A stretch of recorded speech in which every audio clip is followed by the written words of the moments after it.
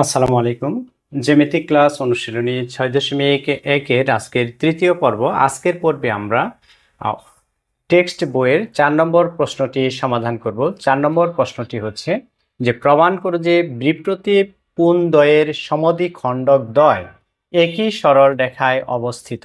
তাহলে আমাদের প্রথমে দুইটি কোণ লাগবে, যেগুলো হচ্ছে বিপ্রতীপ কোণ এবং এর একটি সমদ্বিখণ্ডক আঁকতে হবে, যেটি আমাদের এই চিত্রে দেওয়া আছে। তাহলে আমরা সমাধানের ক্ষেত্রে শুরুতেই লিখব বিশেষ নির্বাচন, যে মনে করি এবি ও সিডি সরল রেখা। তাহলে এখানে দুইটি সরল রেখা আমরা প্রথমে ধরে নিব, একটি হচ্ছে এবি, আরেকটি সরল রেখা হচ্ছে সিডি। তাহলে ও বিন্দুতে ছেদ করেছে, তাহলে এবি রেখা এবং সিডি রেখা এই দুইটি পরস্পর ও বিন্দুতে ছেদ করেছে। তাহলে বিপ্রতীপ কোণদ্বয় এ ও সি এবং ডি ও বি এর সমদ্বিখণ্ডক যথাক্রমে, তাহলে ছেদ করার ফলে দুইটি বিপ্রতীপ কোণ আমরা পাচ্ছি, একটা হচ্ছে এ ও সি, আরেকটি কোণ হচ্ছে বি ও সি। এই দুইটি কোণ পরস্পর বিপ্রতীপ কোণ ই ও এবং হচ্ছে ও এফ বা এফ ও হচ্ছে সমদ্বিখণ্ডক। প্রমাণ করতে হবে যে এই ই ও এবং এফ ও এই দুইটি সমদ্বিখণ্ডক একই সরল রেখায় অবস্থিত। আমরা এবার এটি প্রমাণের চেষ্টা করব। এখানে লিখব প্রমাণ, যেহেতু এ ও সি এর সমদ্বিখণ্ডক ই ও, এ ও সি হচ্ছে একটি কোণ এ ও সি, এটির সমদ্বিখণ্ডক হচ্ছে ই ও, সেহেতু এ ও ই এবং সি ও ই এই দুইটি সমান হবে। আমরা যদি কোনো কিছুকে সমান দুই ভাগে ভাগ করি তাহলে দুইটি পাশই সমান হয়। তাহলে এখানে মূলত সমদ্বিখণ্ডক হওয়ার ফলে এখানে একটি কোণ উৎপন্ন হয়েছে এবং এই পাশেও একটা আমরা কোণ উৎপন্ন করেছি। তাহলে এটি যেহেতু সমদ্বিখণ্ডক, তাহলে এই কোণ এবং এই কোণ, এই দুইটি কোণই কি হবে? সমান হবে। অর্থাৎ এ ও ই এবং সি ও ই কোণ দুইটি পরস্পর সমান। আবার এ ও সি ইকুয়াল, তাহলে হচ্ছে আমরা যদি ফুলটা ধরি অর্থাৎ এ ও সি কোণকে ধরি, তাহলে কিন্তু এখানে এই যে দুইটি কোণ পেয়েছি আমরা, এই দুইটি কোণের সমষ্টি সমান হবে।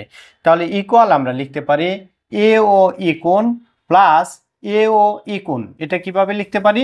যেহেতু সি ও ই কোণ আর এ ও ই কোণ সমান, তাহলে আমরা এটা সি ও ই কোণের পরিবর্তে দুইবারে লিখতে পারি এ ও ই কোণ। আমরা প্রমাণের সুবিধার্থে এই কথাটি লিখলাম। তাহলে আমরা এ ও সি কোণ সমান লিখতে পারি এ ও ই কোণ প্লাস সি ও ই কোণ। সি ও ই কোণ যেহেতু এ ও ই কোণের সমান, এই জন্য আমরা সি ও ই কোণ না লিখে প্রমাণের সুবিধার্থে এখানে লিখেছি এ ও ই কোণ। অতএব এ ও সি কোণ সমান, আমরা যদি এই দুইটি কোণ যোগ করি তাহলে পাবো 2 এ ও ই কোণ। সেম ভাবে আমরা পাবো ডি ও বি কোণ ইকুয়াল 2 ইন্টু বি ও এফ কোণ। অর্থাৎ এটার অনুরূপ আমরা এই পাশে এটি নিয়ে নিতে পারি। আরেকটু অংশ আছে, আমি এটা মুছে দিয়ে পরের অংশটুকু লিখে দিচ্ছি।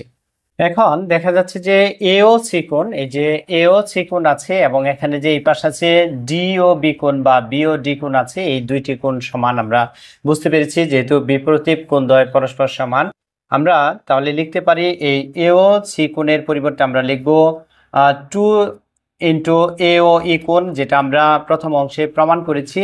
আর ডি ও বি কোণের পরিবর্তে আমরা লিখতে পারবো এখানে 2 ইন্টু বি ও এফ কোণ, 2 ইন্টু বি ও এফ কোণ।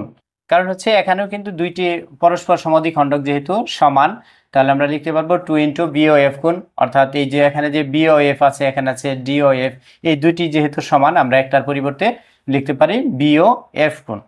তাহলে ইও ও এফ ও একই সরল রেখার অবস্থিত, এটি আমরা লিখতে পারি।